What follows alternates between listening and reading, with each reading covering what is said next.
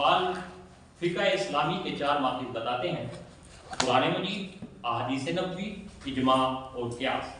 ان کے مطابق اجماع اور قیاس قرآن و حدیث کے کسی واضح حکم کو منسوخ نہیں کر سکتا۔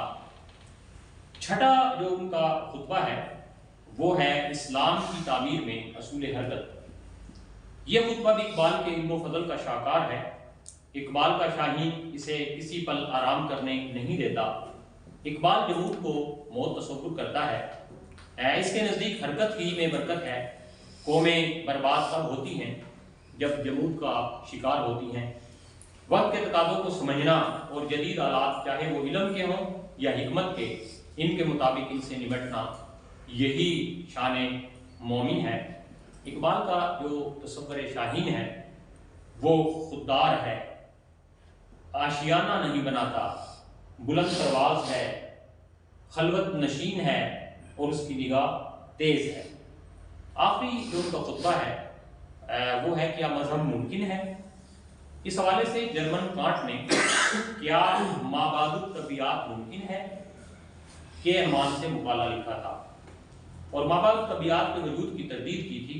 اس خطبے میں اقبال نے مذہبی زندگی کے ایمانی، فکری اور معرفتی ادوار کا ذکر کیا ہے، لیکن اس کا زیادہ زور مذہبی زندگی کے تیسرے دور معرفت یا عرفان حقیقت سے ہے۔ یہ نقطہ سمجھیے گا، تیسرے مذہبی زندگی کے تیسرے دور معرفت یا اپنا عرفان حقیقت سے ہے۔ ان کے مطابق مذہب و دین ایک حقیقت ہے۔ دنیا والے کتنے ہی بے عمل کیوں نہ ہوں، مذہب فطری طور پر ان کی شرشت میں موجود رہے گا۔ مسلمان اپنی پسماندگی اور زوال کو مذہب سے نہیں جوڑ سکتے۔ در حقیقت یہ سب ان کی اپنی بے عملی اور تساہل کی بدولت ہے۔ اقبال کے نزدیک لادین اشتراکی نظریات بے بنیاد ہیں۔ ان کے نزدیک انسان کا آخری سہارا مذہب ہے۔ اقبال کے انگریزی خطبات علم و حکمت و دانائی کا منبع ہیں۔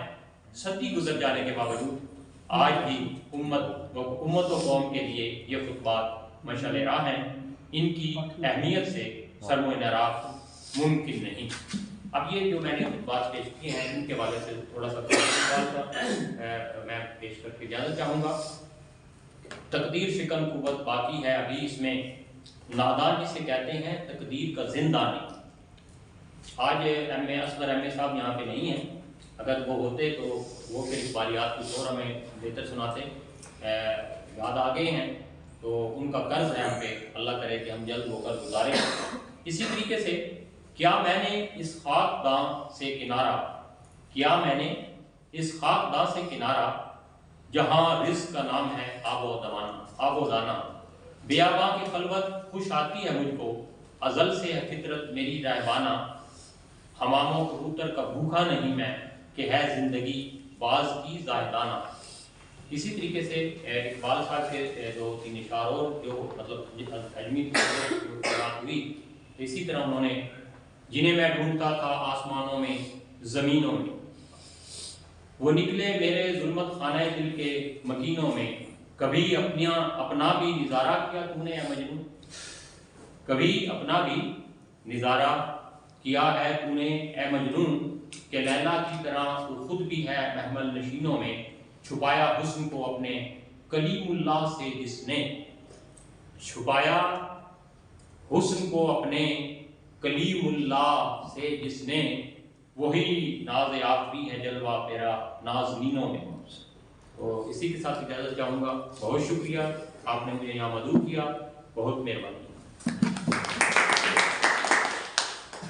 انتظار صاحب، ایک گزارش کرنا چاہوں گا۔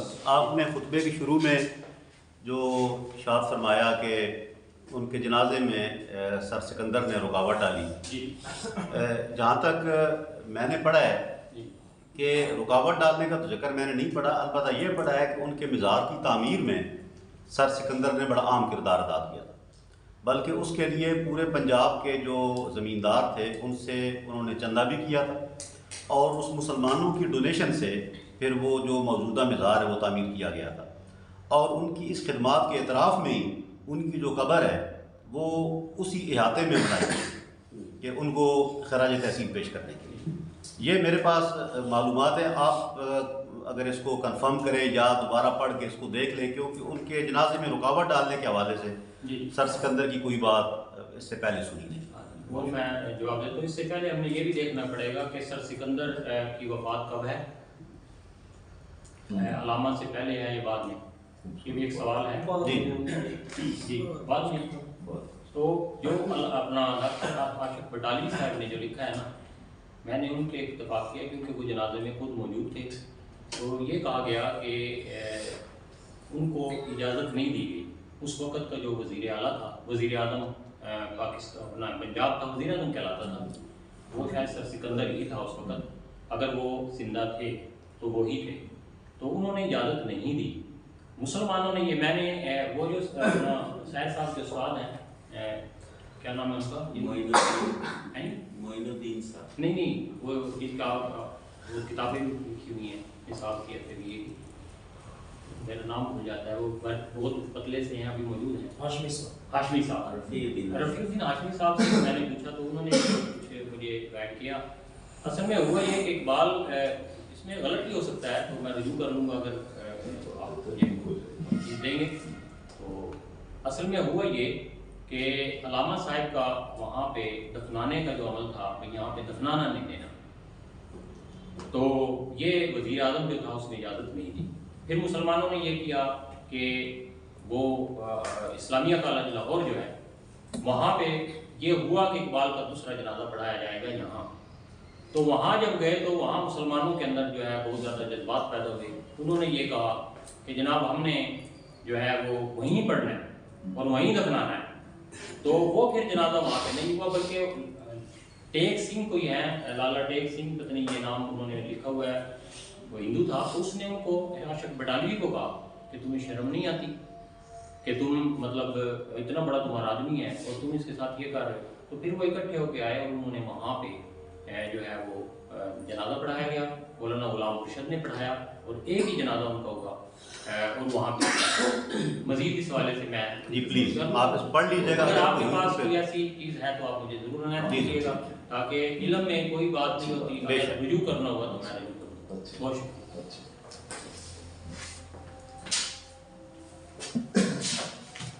ماشاءاللہ انتظار احمد اسد صاحب علامہ اقبال کے انگریزی خطبات کا تنقیدی جائزہ پیش کر رہے تھے، تو جو بات میاں نعیم الدین صاحب نے کہی، سر سکندر صاحب وزیر اعلیٰ پنجاب تھے، وزیر اعظم نہیں وزیر اعلیٰ ہوتے تھے، وزیر اعظم نہیں ہوتے تھے، وزیر اعظم ہوتا تھا پنجاب، سر وزیر اعلیٰ ہوتے تھے آپ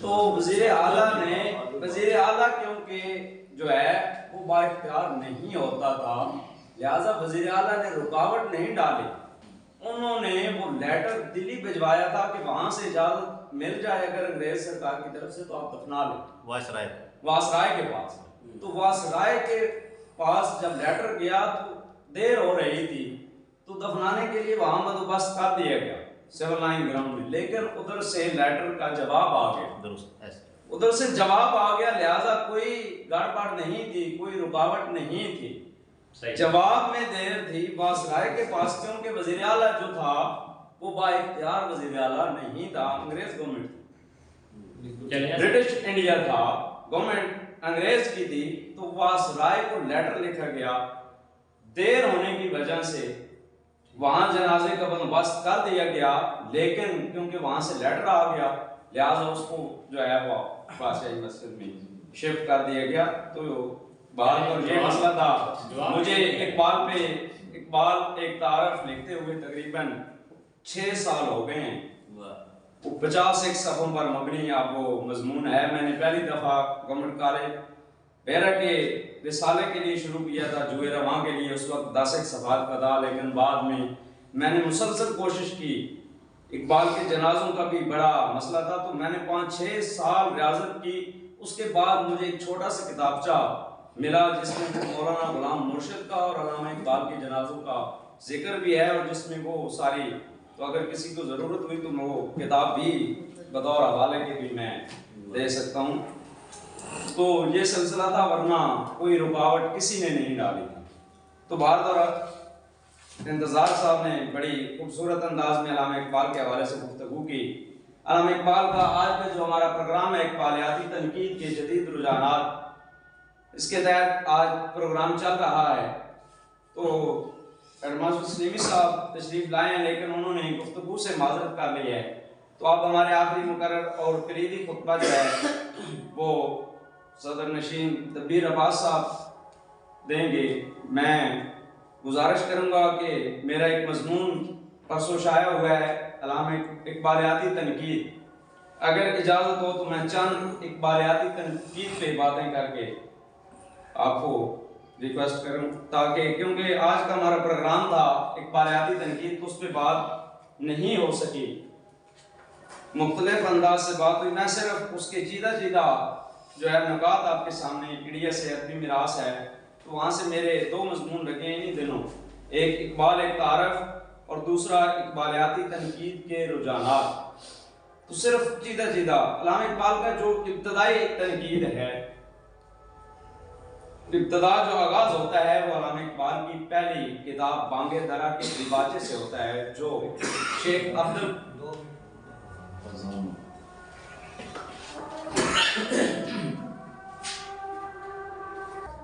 شاعر مشرق علامہ محمد اقبال ایک عظیم شاعر، مفکر، ادیب اور اسکالر تھے۔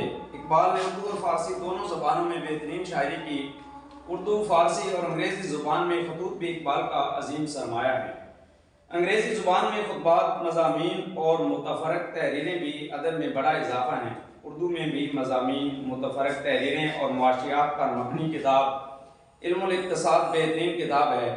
جرمن شاعر گویٹے کے دیوان مغربی کا جواب فارسی زبان میں پیام مشرق کے نام سے دے کر اقبال نے مغرب کو بہترین جواب دیا۔ اقبال ایک عظیم انسان اور بہترین مصنف تھے۔ ہر مصنف اپنی تخلیق کا پہلا نقاد خود ہوتا ہے، اسی طرح اقبال بھی اپنے پہلے نقاد خود تھے۔ اس کے ساتھ ساتھ زبانی تنقید اور تبصرے بھی اقبال پر تنقید کی ابتدا تھے۔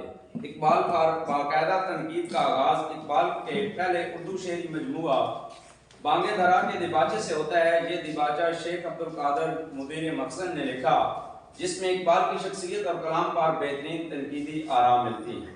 اس کے بعد اقبال پر پہلی کتاب اقبال کی زندگی میں مولوی محمد دین فوق نے اقبال کے عنوان سے لکھی۔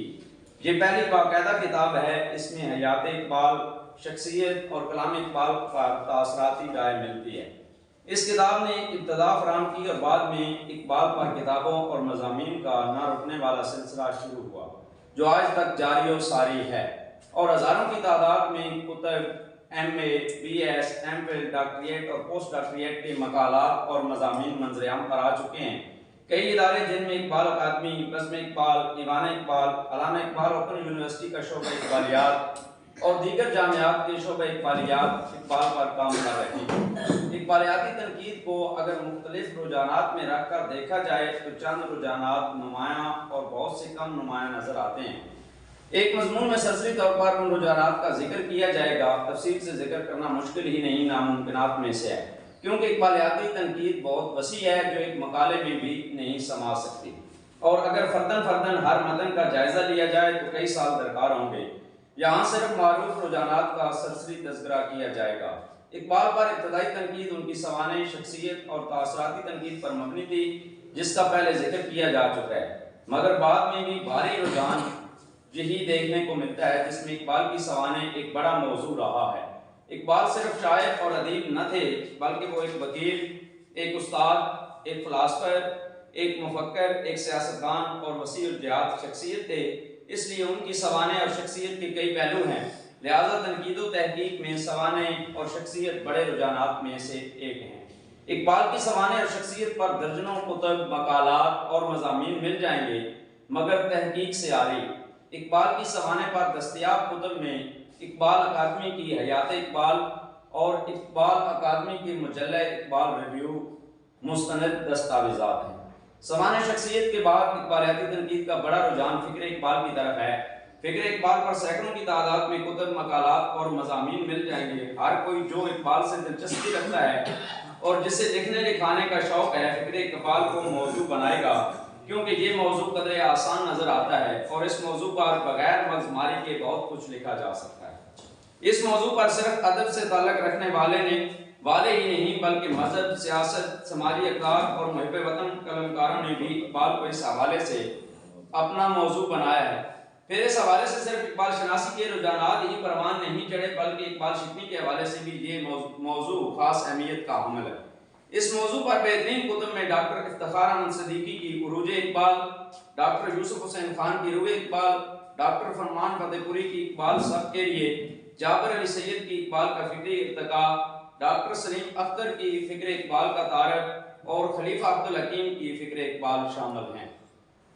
فکر اقبال کے بعد اقبالیاتی تنقید کا اہم رجحان تصورات اقبال کی طرف ہے۔ اقبال نے جو مختلف تصورات پیش کیے جن میں فلسفہ خودی، مرد مومن، شاہین اور تصور عشق و خلد نمایاں ہیں، ان تصورات پر بہت زیادہ کام ہوا۔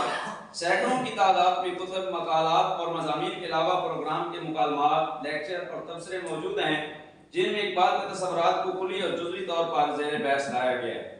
اس میں بھی دو طرح کے رویے ملتے ہیں جن میں اقبال شناسی اور اقبال شکنی شامل ہیں۔ بعض ناقدین نے اقبال کے تصورات کو اقبال کے تصورات مانا تو بعض نے الزامات کی بوچھاڑ کر دی کہ یہ نظریات اقبال کے نہیں بلکہ ماخوذ و ترجمہ ہیں جن میں مرد مومن کا تصور اور تصور خودی زیادہ نمایاں ہیں۔ مگر اس موضوع پر بھی سنجیدہ کتب و مقالات کی تعداد بہت کم ہے، زیادہ تر سنی سنائی اور تحقیق سے عاری نظر آتی ہے۔ اس حوالے سے بہترین اور مستند کتب میں ڈاکٹر وزیر آغا کی تصورات عشق و خلد اقبال کی نظر میں، ڈاکٹر فرمان فتح پوری کی اقبال سب کے لیے، ڈاکٹر صبرا کی اقبال ایک مرد مومن اور ڈاکٹر حسن اختر ملک کی اطراف اقبال شامل ہیں۔ اقبال بہترین شاعر، اداکار اور فنکار تھے، لہذا اقبالیاتی تنقید کا ایک نمایاں رجحان اقبال بطور شاعر اور اقبال کا فن بھی رہا ہے۔ اقبال کی فکر سے زیادہ ان کا فن مضبوط اور توانا ہے، مگر جتنا کام فکر پر ہوا فن پر نہیں، کیونکہ فکر پر کام کرنا آسان ہے، فن پر کام کرنے کے لیے شعری نموز اوقاف، شعری اصطلاحات، وزن، بہور اور عروج سے آشنائی کے بغیر قلم اٹھانا سورج کو چراغ نہیں دیا سلائی دکھانے کے مترادف ہے۔ لہٰذا اقبال کے فن پر کام بہت کم ہوا ہے جس پر مزید گنجائش باقی ہے، مگر پھر بھی ایک اہم رجحان ضرور رہا ہے اور کافی لوگوں نے اس موضوع پر کام کیا ہے، جن میں سے بہت سے لوگوں نے اچھا کام کیا ہے۔ اقبال کے فن کو بعض احباب نے کلیت میں دیکھا تو بعض نے کسی ایک حوالے سے جائزہ لیا۔ اقبال کی تلمیحات، اصطلاحات، تکنیک اور دیگر چیزوں پر تفصیلی کام بھی ہوئے۔ اقبال کے فن پر مستند کتب میں جابر علی سید کی اقبال کا فنی ارتقاء، ڈاکٹر عبد المغنی کی اقبال کا نظام فن، سلیم احمد کی اقبال ایک شاعر، غلام صابر کی اقبال شاعر فردہ، آل احمد سرور کی اقبال کا نظریہ شاعری، ڈاکٹر گوپی چند نارنگ کی مرتبہ کتاب اقبال کا فن، ڈاکٹر تبسم کاشمیری کی شعریات اقبال اور ڈاکٹر رفیع الدین ہاشمی کی اقبال بحیثیت شاعر شامل ہیں۔ اردو ادب میں شعراء و ادباء کے تقابلی مطالعات کی قدیم روایت چلی آ رہی ہے۔ جب کسی کو کوئی موضوع نظر نہیں آتا تو دو شعراء کو لیا جاتا ہے اور تقابل کر ڈالا جاتا ہے۔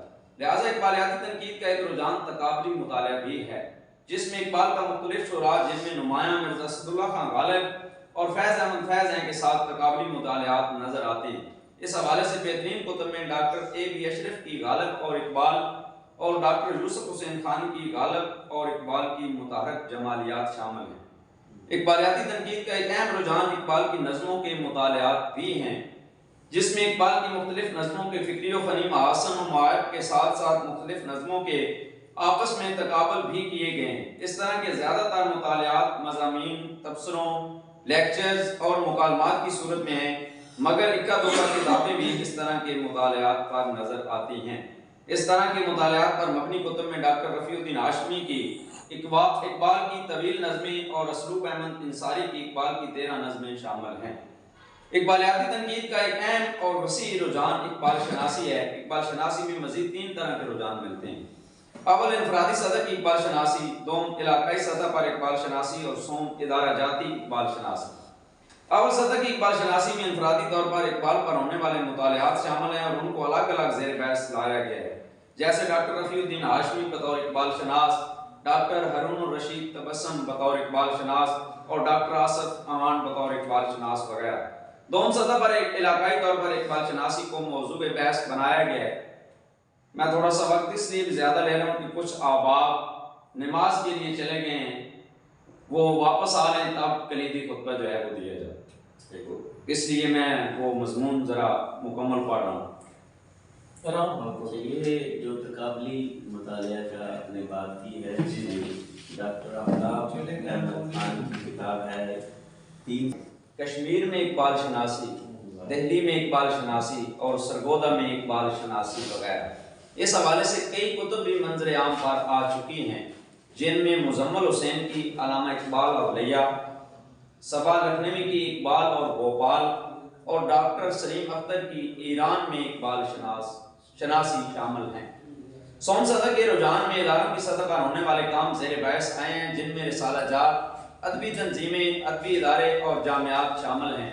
اس حوالے سے بھی کافی کتابیں منظر عام پر آئی ہیں، جن میں ڈاکٹر حسن اختر ملک کی مقالات مجلس اقبال، محمد حنیف شاہد کی اقبال اور انجمن حمایت اسلام، ڈاکٹر جماعت علی خان کی اقبال شناسی اور راوی، اور ڈاکٹر زاہد منیر عامر کی اقبال شناسی اور نوید صبح شامل ہیں۔ اقبال شکنی بھی اقبالیاتی تنقید کا ایک اہم اور توانا موضوع اور رجحان رہا ہے۔ اقبال ہمہ جہت شخصیت کے مالک تھے، اس لیے ان پر کئی طرح کی مذہبی، سیاسی اور معاشرتی الزامات و اعتراضات عائد ہوتے رہے ہیں۔ ان اعتراضات کے جوابات بھی دیے جاتے رہے ہیں، لہٰذا یہ ایک دلچسپ موضوع رہا ہے۔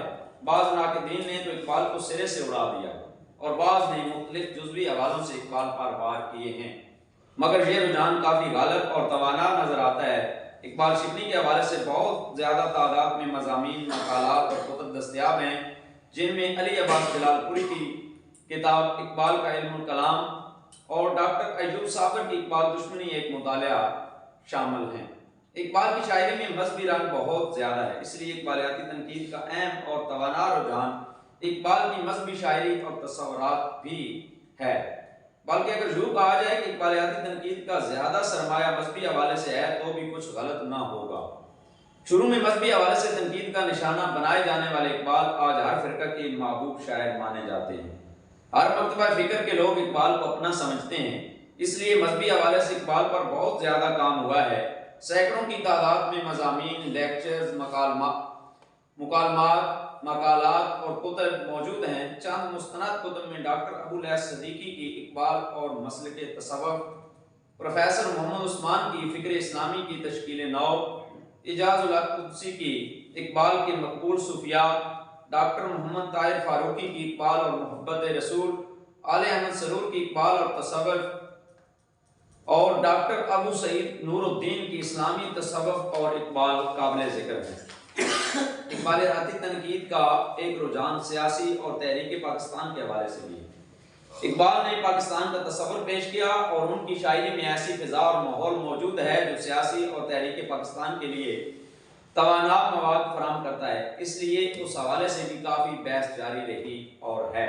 اس حوالے سے اقبالیاتی تنقید کا کافی ذخیرہ موجود ہے، جن میں ڈاکٹر معین الدین عقیل کی افکار سیاسی کی تشکیل جدید، سید احمد خان اور اقبال، ڈاکٹر انوار احمد کی تحریک پاکستان میں علامہ اقبال کا کردار، اور ڈاکٹر معین الدین عقیل کی اقبال اور جدید دنیا اسلام شامل ہیں۔ علامہ اقبال کی شاعری آسان اور عام فہم نہیں بلکہ مشکل اور قدر دیر سے سمجھ آتی ہے۔ ہر کسی کو اقبال سمجھ نہیں آتا، اس لیے اقبال کی تشریح، تفہیم، شرح اور تفسیر بھی اقبالیاتی تنقید کا ایک اہم میدان اور رجحان رہا ہے۔ اقبال کے کلام کی کئی شرحیں لکھی جا چکی ہیں، ان کے الگ الگ مجموعہ کلام کی بھی شرحیں دستیاب ہیں، بلکہ ایک ایک نظم اور غزل کی شرح بھی دستیاب ہے۔ اس حوالے سے کافی ذخیرہ موجود ہے۔ چند اہم کتب میں ڈاکٹر رفیع الدین ہاشمی کی تصانیف اقبال کا تحقیقی و توضیحی مطالعہ، ڈاکٹر خواجہ محمد زکریا کی تفہیم بال جبریل، ڈاکٹر تحسین فراقی کی اقبال چند نئے مباحث، یوسف سلیم چشتی کی شرح اسرار خودی اور محمد عثمان کی اقبال کا فلسفہ خودی شامل ہیں۔ اقبال نے اردو کے علاوہ فارسی اور انگریزی میں بھی بہت کچھ تحریر کیا، اس لیے ان تحریروں کو اردو کے علاوہ دنیا کی کئی بڑی زبانوں میں ترجمہ کر کے عام کیا گیا۔ لہٰذا اقبالیاتی تنقید کا ایک اہم موضوع ترجمہ نگاری بھی ہے، جس میں ان کی اسرار خودی کے تراجم، خطوط کے تراجم اور خطبات کے تراجم شامل ہیں، اور پھر ان تراجم پر تحقیقی و تنقیدی مواد بھی اسی ذیل میں شامل ہے۔ اقبال کے کلام سے نعرے بازی کا کام بہت زیادہ لیا گیا۔ اس حوالے سے سیاسی، مذہبی، سماجی و معاشرتی طور پر نعرے بازی اور جذباتی تقریر و بیانات بہت اہمیت رکھتے ہیں۔ اس حوالے سے تحریر شدہ اقبالیاتی ادب بڑا وسیع ہے اور اقبالیاتی تنقید کا ایک اہم اور توانا رجحان رہا ہے۔ اقبال کے خطوط بھی اقبالیاتی تنقید میں اہم مقام کے حامل ہیں۔ ان خطوط سے اقبال کی سوانح اور شخصیت کے کئی اہم پہلو سامنے آتے ہیں۔ اس کے علاوہ کلام کی تشریح اور اقبال کے تصورات و نظریات کو سمجھنے میں بھی معاون ثابت ہوتے ہیں۔ اس حوالے سے دو اہم کام ہوئے ہیں، جن میں انڈیا سے ڈاکٹر صالح صدیقی نے اقبال پر ڈرامہ اقبال لکھا، جو کہ اقبالیاتی تنقید میں ایک اہم پیش رفت ہے، اور دوسرا کام شعبہ اردو جامعہ سرگودا کے سابق صدر شعبہ ڈاکٹر خالد ندیم نے اقبال کے خطوط سے اقبال کی آبیتی مرتب کی، جو کہ اقبالیاتی تنقید میں اہم اضافے کے ساتھ ساتھ اقبال کو سمجھنے اور سوانح اقبال کو سمجھنے میں بڑی مستند کتاب ہے۔ اقبالیاتی تنقید کے جدید رجحانات میں کلام اقبال کے ساختیاتی مطالعے، پس ساختیاتی مطالعے، نوآبادیاتی مطالعات، مابعد نوآبادیاتی مطالعات، جدید مطالعات، مابعد جدید مطالعات، تہذیبی و ثقافتی مطالعات، بین المتونیت پر مبنی مطالعات اور اقبال کی نظموں میں نامیاتی وحدت پر مبنی مطالعات شامل ہیں۔ اقبالیاتی تنقید کے رجحانات کو ایک مختصر سے مضمون میں سمو دینا سمندر کو کوزے میں بند کرنے کے مترادف ہے، جہاں صرف چیدہ اور سرسری رجحانات کا جائزہ پیش کیا گیا ہے۔ یہ اقبال کے جو چند مشہور رجحانات تھے۔ اسی کے ساتھ جو ہے پروگرام کو آگے بڑھاتے ہوئے میں گزارش کروں گا صدر محفل سے کہ وہ آئیں اور اپنا کلیدی خطبہ پیش کریں۔ پروفیسر دبیر عباس سید صاحب وہ آئیں اور اپنا کلیدی خطبہ پیش کریں۔ جی بہت شکریہ، بہت شکریہ۔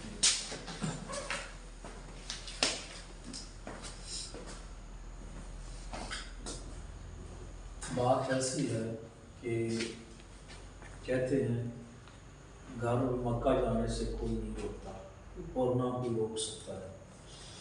آپ گھر بھی جا سکتے ہیں، ان کا گھر ہے، اور مکہ بھی جا سکتے ہیں، لیکن یقیناً یہاں جو چند چہرے مجھے نظر آ رہے ہیں، ان کا گھر سے بھی تعلق واجبی سا ہے اور مکے کے ساتھ ورنہ تو واجبی۔ باہر تو دوسری بات یہ بھی ہو سکتی ہے کہ یہاں جو آباب ہیں یہ کچھ زیر بار جبر ہیں اور کچھ زیر بار مربت ہیں۔ میں ان کا شکر گزار ہوں جو زیر بار مربت یہاں بیٹھے ہوئے ہیں۔ تو باہر تو اور زیر بار جبر اب ریاض صاحب تو مجبوراً بیٹھے ہوئے ہیں، ملک صاحب مربتاً بیٹھے ہوئے ہیں، کمانڈر صاحب، طارق صاحب، براج صاحب، تصور صاحب، یہ سب لوگ جو ہیں یہ مروتاً بیٹھے ہوئے ہیں کمٹمنٹ کے ساتھ۔ چلو دیکھتے ہیں اس بات تو بات تو جانے والوں کو کہاں روک سکا ہے۔ تم گئے ہو تو کوئی روکنے والا بھی نہیں، بڑی بات ہے۔ چلو اب آپ کی واپسی کا سلسلہ جاری ہے۔ اشرف صاحب بہت مہربانی سر، آپ تشریف لائے۔ سر آپ بھی بلکہ یاران ثلاثہ کی مہربانی جو آپ لوگ تشریف لائے، آپ تینوں دوست، ہم آپ کے شکر گزار ہیں، تمام احباب کے شکر گزار ہیں۔ وہ حالی کا ہے نا شعر کے شہر میں حالی نے کھولی ہے دکان سب سے الگ، تو یہ جو الگ دکان کا مسئلہ ہوتا ہے وہاں پہ گاہک آنے میں تھوڑی تاخیر ہوتی ہے، آتے ہیں لیکن جیسے اقبال کی فکر کو ابھی تک نہیں سمجھا گیا، اقبال کی فکر کو بھی سمجھنے میں ابھی دیر لگے گی، لیکن سمجھ آ جائے گا۔ یہ ایک سلسلہ ہے جو ہمارا بھی چلا ہوا ہے۔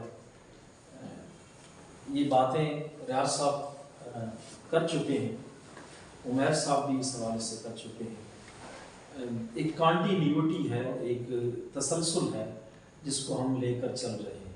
دراصل کسی بھی چیز میں تقویت جو ہے وہ روایت کے ساتھ آتی ہے۔ ایک روایت ہم نے ڈال دی ہے، ایک بنا ڈال دی ہے، اور انشاءاللہ ارادہ بھی یہی ہے کہ اس کو لے کر چلتے رہیں، اور اس کا ثمر جو ہے وہ اس صورت میں ہمارے سامنے ہے کہ ADA کے سلیبس میں سرگودا یونیورسٹی نے اس کو اکنالج کیا ہے، سرگودا کی اپنی تنظیمیں جو ہیں، تو یہ بھی بڑی بات ہے۔ باتیں جتنی ہونی تھیں وہ ہو چکی ہیں اقبال کے حوالے سے۔ اقبال پر بہت ہی خوبصورت اور سیر حاصل گفتگو ندیم ملک صاحب نے کی فکری ارتقاء کے حوالے سے، اور یقیناً اقبال کا فکری ارتقاء یہی ہے۔ اقبال کے انگریزی خطبات کے حوالے سے، انگریزی خطبات اگرچہ کہ بڑے دقیق اور مشکل خطبے ہیں اقبال کے سوائے 2-3 خطبوں کے، تو اس پر ایک تعارفی آپ خطبہ جو ہے وہ سن چکے ہیں انتظار احمد اسد صاحب سے۔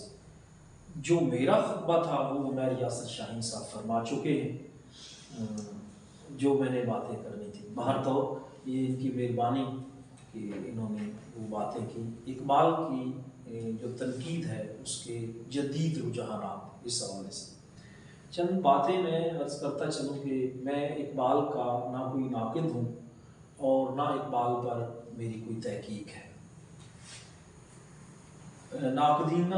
ناقدانہ نظر جو ہے وہ ڈال رکھی ہے ندیم ملک صاحب نے اور انتظار احمد اسد صاحب نے، اور بلکہ انتظار احمد اسد صاحب کی تو محققانہ نظر ہے۔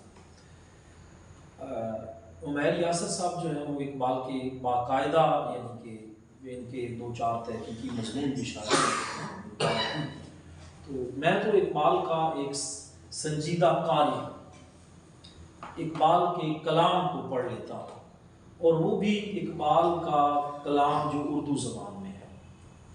کیوں فارسی پر میری اتنی دسترس نہیں ہے، کہ شعر مجھے کسی مضمون میں آ جائے سامنے تو اس کا ترجمہ جو ہے وہ کر کے پڑھ لیتا ہوں کہ اقبال نے اس میں کیا کہا۔ اقبال کا جو اردو کلام ہے اس کو ایک سنجیدگی کے ساتھ جو ہے وہ میں بھی پڑھتا رہتا ہوں۔ مولانا روم کی کتاب اقبال سرانے رکھ کے سنتے تھے، اقبال کی کتاب بنی خامنائی سرانے رکھ کے سنتے ہیں، میں اقبال اور غالب دونوں کو سرانے رکھ کے سنتا ہوں، اور اس میں لا شک کا فضا جو اقبال نے پتھر سے انسان تک کا سفر کیا۔ کچھ باتیں ایسی ہیں جو شاید اقبال کے حوالے سے یا غالب کے حوالے سے چند ایک مضامین میں اس ناچیز میں تھی۔ میں نے کہا اقبال نے پتھر سے انسان تک کا سفر کیا، بنیادی طور پر اس کا مطلب یہ ہے کہ اقبال کی پہلی نظم ہمالا سے اقبال کی آخری نظم حضرت انسان، یہ اقبال کا سفر جو ہے میں اچھا چونکہ بات ہے جدید رجحانات کی، دیکھیں اقبال مجھے ریاض صاحب بات کر رہے تھے سلیم احمد پر میرا MPhil کی تحقیق ہے، اور سلیم احمد پہلے ناقد ہیں عمیر صاحب سلیم احمد کہ جنہوں نے اقبال پر ایک روایتی تنقید کا رخ موڑا۔ پہلے اس سے پہلے جو اقبال پر آپ تنقید کہہ سکتے ہیں وہ ایک روایتی تنقید ہے، وہ کیا تنقید ہے اس حوالے سے بھی میں بات کرتا ہوں۔ پہلے میں پروفیسر قرار حسین صاحب کا ایک جملہ آپ کے سامنے پیش کرتا ہوں۔ پروفیسر قرار حسین جن کی کوئی کتاب نہیں، پروفیسر قرار حسین صاحب کی کوئی کتاب نہیں، لیکن ناقد وہ بڑے کہتے ہیں ایک بڑا آدمی اپنے معاشرے کے لیے ایک چیلنج کی حیثیت رکھتا ہے، ایک بڑا آدمی اپنے معاشرے کے لیے ایک چیلنج کی حیثیت رکھتا ہے، خود فراموشی اس چیلنج سے کنی کترانے کے لیے بہت سے ہیلے تراش لیتی ہے۔ خود فراموش لوگ ہیں ہم، لیکن جو خود فراموش نہیں وہ اس چیلنج کو قبول کرتے ہیں، اور پروفیسر قرار صاحب نے کہا تھا کہ سلیم احمد خود فراموش نہیں، اس نے اتنے بڑے چیلنج کو قبول کیا، اور پہلی کتاب 1981 میں سلیم احمد نے لکھی اقبال ایک شاعر۔ یہ سلیم صاحب پر میرا MPhil کا تحقیقی کام تھا، اس کتاب کو میں نے بڑے قریب سے دیکھا اور قریب سے پڑھنے کی کوشش کی۔ اقبال جیسے ریاض صاحب کہہ رہے تھے کہ انہوں نے اقبال کو نیچا دکھانے کی کوشش نہیں کی، اقبال شکنی کے طور پر وہ سامنے نہیں ہے، لیکن انہوں نے کہا ابتدا میں، وہ اقبال ایک شاعر کے ابتدا میں کہتے ہیں کہ جو ہمارا رویہ ہے اقبال کے حوالے سے تنقید کا، وہ دو طرح کا رویہ ہے۔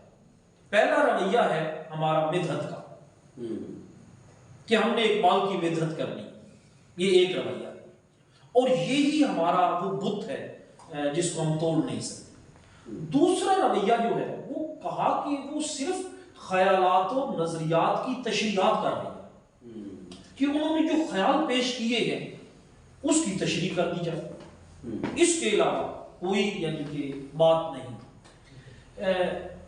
عمیر یاسر صاحب اپنے مضمون میں آپ کو کتابوں کے حوالے سے بتا رہے تھے اور اقبال کی ڈائمینشنز پر، کہ اقبال کی جو تنقید ہے، اقبالیاتی تنقید، اس کی ڈائمینشنز کے حوالے سے باتیں کر رہے تھے۔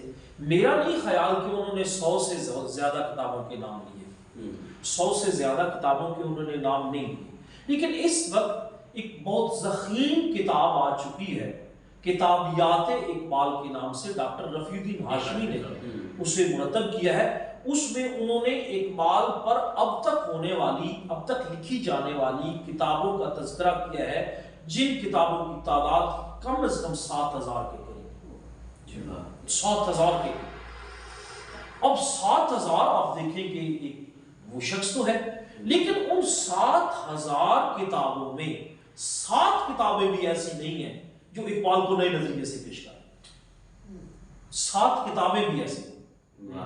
تو دراصل ہمارا موضوع آج کے اس اجلاس کا تھا کہ وہ 7 کتابیں، وہ 7 لوگ جنہوں نے اقبال میں نیا ڈھونڈنے کی کوشش کی، اقبال کو ایک نئے انداز سے دیکھنے کی کوشش کی، اس میں ہمارے سامنے سب سے پہلے سلیم احمد ہے۔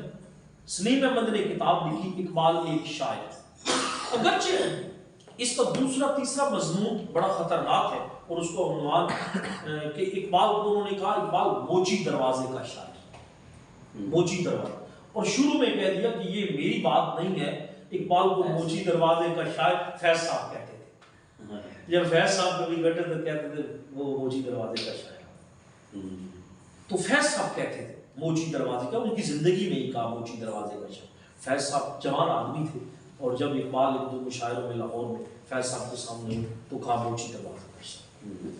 تو یہاں سے انہوں نے اقبال کو اس جو 6-7 اس میں مضمون ہے اس میں دیکھنے کی کوشش کی کہ اقبال کے ساتھ جو ہمارے 2 مرکزی رویے ہیں اس سے نکل کے اقبال کی کوئی اور ڈائمینشن ڈھونڈی جائے۔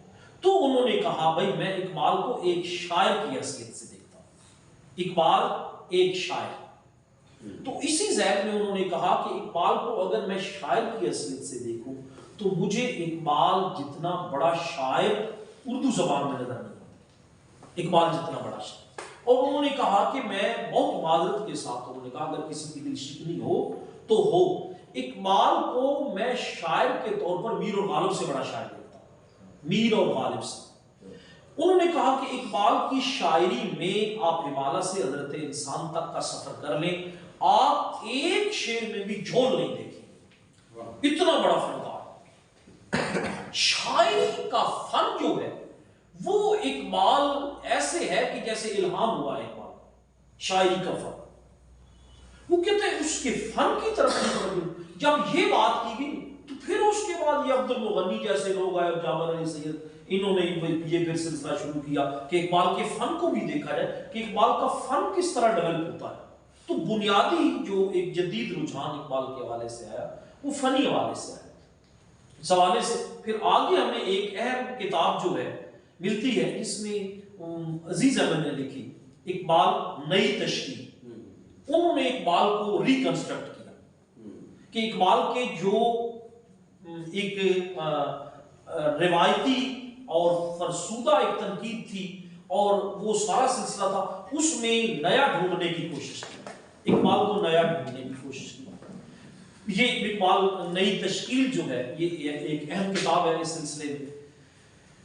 تو اس کے بعد آگے جب جو ہماری یعنی کہ تنقید بھی نئے نئے تروا کر رہی تھی اور ہم بھی مغرب سے مستعار ہو رہے تھے اور یہ چیزیں لے رہے تھے، لسانیات کے حوالے سے، ساختیات کے حوالے سے، پس ساختیات کے حوالے سے، شعریات کے حوالے سے، یہ ساری چیزیں جو ہیں وہ پھر ہم نے اقبال میں بھی وہ شعریات ڈھونڈنے کی کوشش کی۔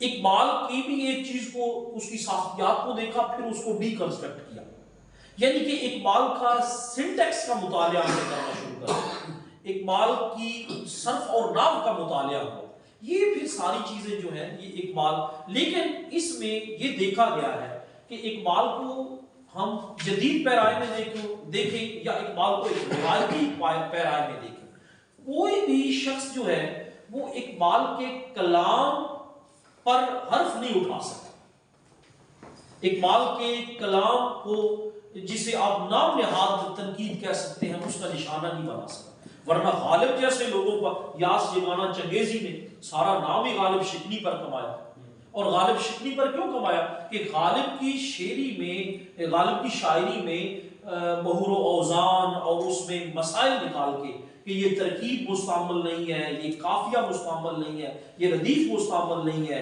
یہ ترکیب غلط ہے، یہاں پہ بحر کا مسئلہ ہے، یہ یعنی کہ غالب پر اعتراضات ہو، لیکن اقبال پر ایسا اعتراض جو ہے وہ نہیں ہو سکا۔ اقبال کی شاعری کی فکر اگر میں اپنے اس کو سمٹ کروں، اس کو یعنی کہ کنکلوڈ کروں اپنی اس گفتگو کو، تو اقبال کی شاعری کی فکر کا جو منتہا ہے، جہاں پہ اقبال کی شاعری اپنے کلائمیکس پہ پہنچتی ہے، وہی اقبال کے فلسفے کا بھی منتہا ہے۔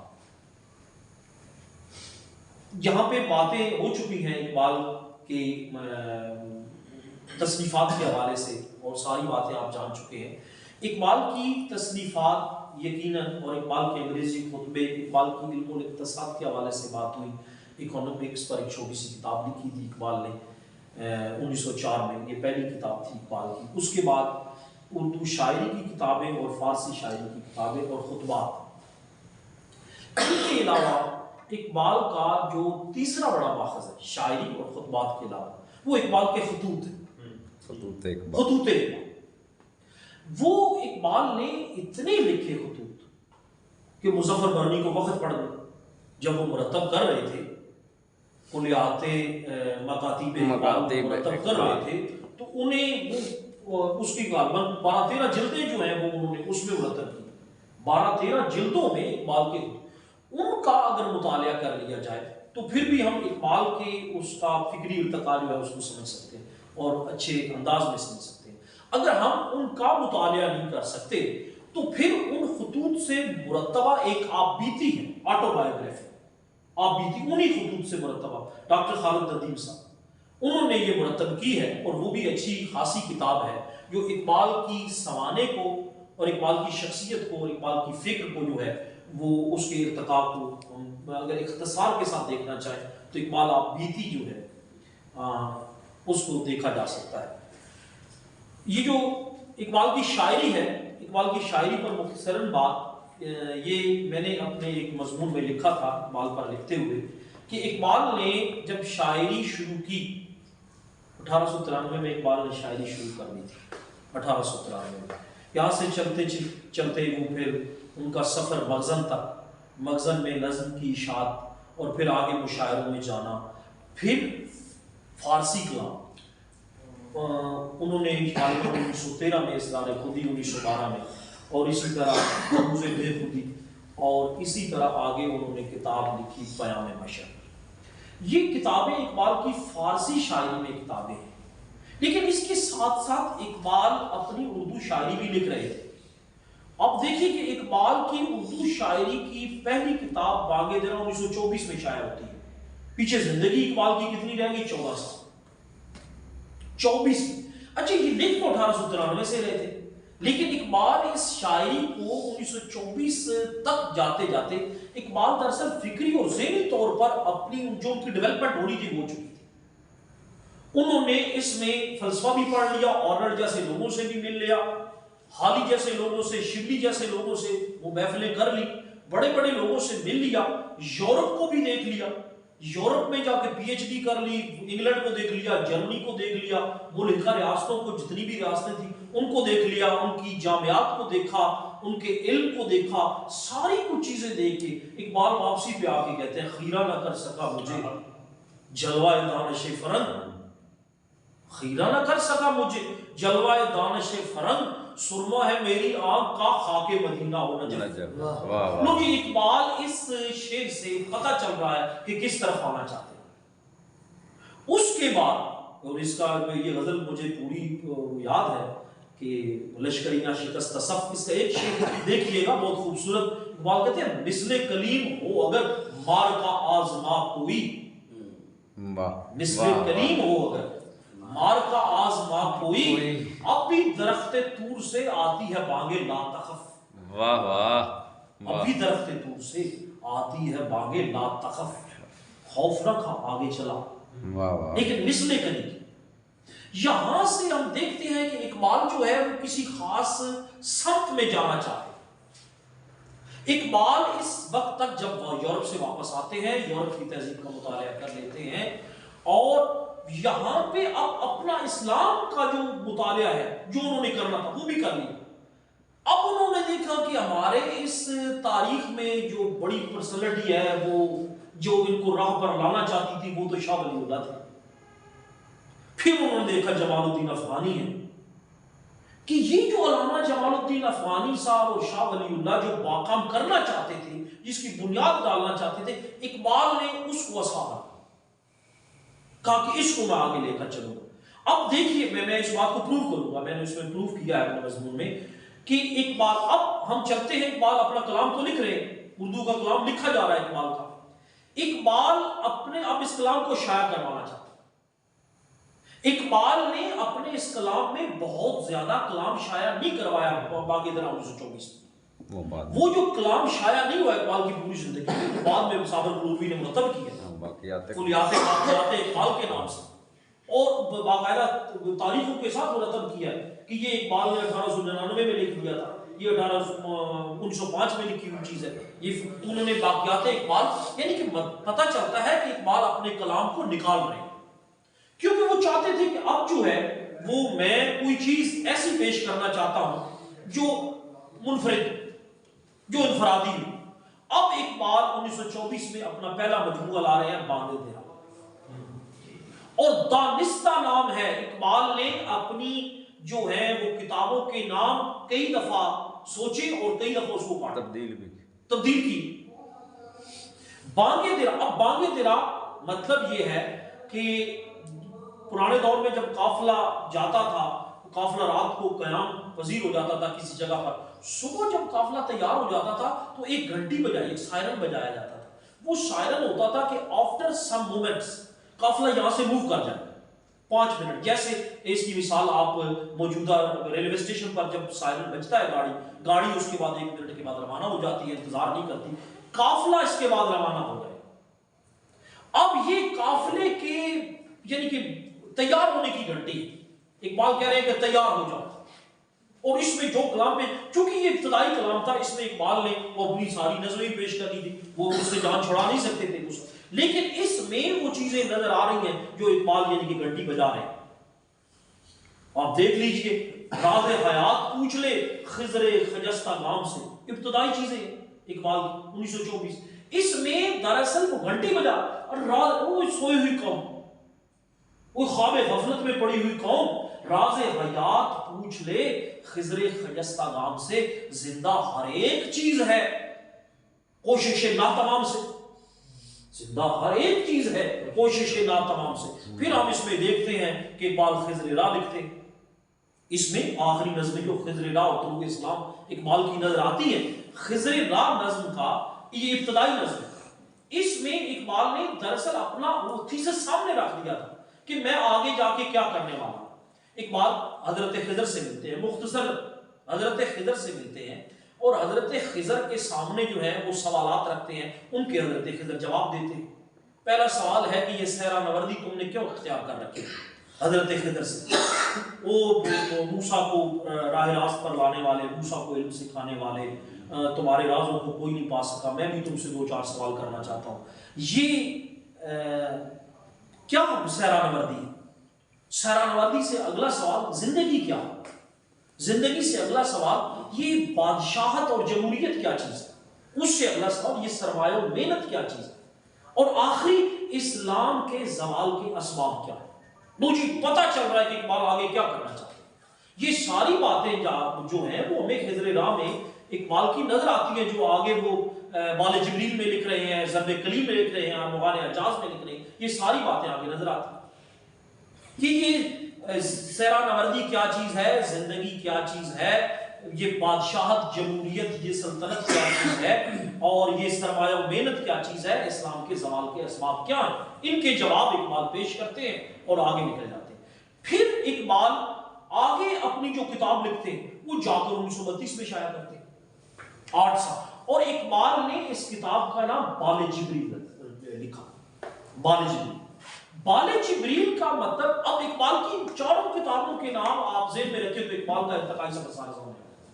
بانگے دیرا بھائی تیار ہو، تیار ہونے کے بعد آپ ٹرین دیکھیں کہ تیار ہونے کے بعد ٹرین خراٹے بھرتی ہوئی جو ہے وہ ایسے فرفر جو ہے وہ چلتی ہوئی آگے چلی جاتی ہے۔ اقبال کہتے ہیں کہ اب ہماری منزل جو ہے وہ بال جبریل ہے، بالوں پر جبریل سے ہو اور جبریل کی طرح ہم اڑان بھریں، اور جب اڑان بھر لیں گے پھر کہتے ہیں کہ ایک منزل آئے گی جہاں پہ آپ کو دور حاضر کے خلاف جنگ و جدل کرنا پڑے گا۔ ضرب کلیم، ضرب کلیم کا نام ہی اینڈ آگے ان بریکٹ لکھا ہوا ہے، اعلان جنگ دور حاضر کے خلاف۔ ضرب کلیم، اعلان جنگ دور حاضر کے خلاف۔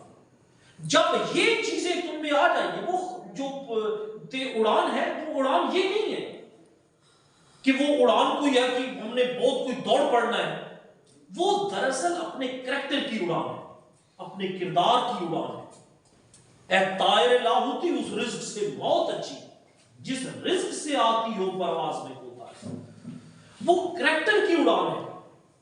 وہ دارا و سکندر سے وہ مرد فقیر اولاد وہ جس کی فقیری میں بوئے اسود اللہ ہے، یعنی کہ وہ کریکٹر جب تم میں آ جائے گا، جب اپنے اندر وہ کریکٹر بلڈ کر لو گے، لاہوت کے مقام پر پہنچ جاؤ گے، اوپر چلے جاؤ گے، ایک اڑان بھر لو گے، اس اڑان پہ پہنچ کے جو ہے ایک منزل پہ پہنچ کے پھر تمہیں دور حاضر جو ہے یہ سارا جو ہے اس کے ساتھ تم لڑائی کر سکتے، اس کی برائیوں کو ختم کر سکتے۔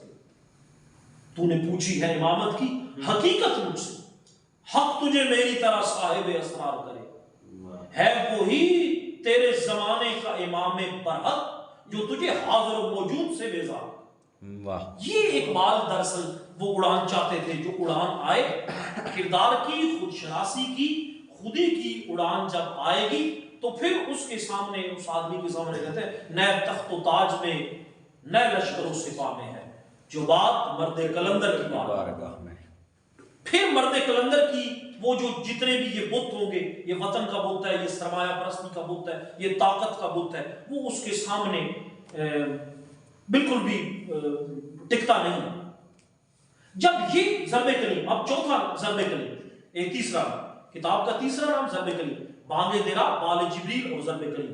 آخر پہ کہتے ہیں کہ ممکن ہی نہیں ہے کہ محمد سے وفا تو نے تو ہم تیرے ہیں، یہ جہاں چیز ہے کیا، لوح و قلم تیرے ہیں، ارمغان حجاز تمہارا مقدر ہے۔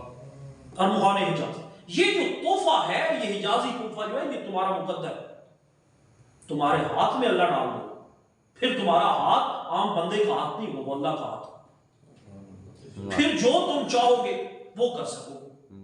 اقبال نے پہلے دن سے سوچ لیا تھا کہ میں نے اپنی کتابوں کے نام یہ رکھے، اس طریقے سے میں نے اپنی شاعری کا سفر کرنا ہے، اور اسی طریقے سے اقبال نے اپنی شاعری کا سفر کیا۔